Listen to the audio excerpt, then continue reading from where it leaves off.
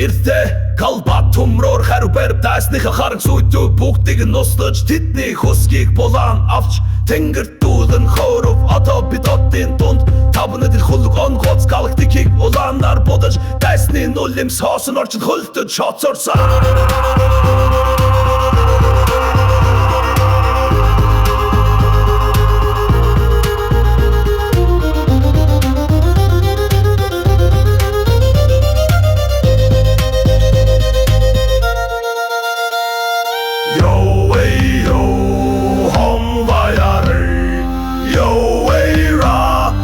Hum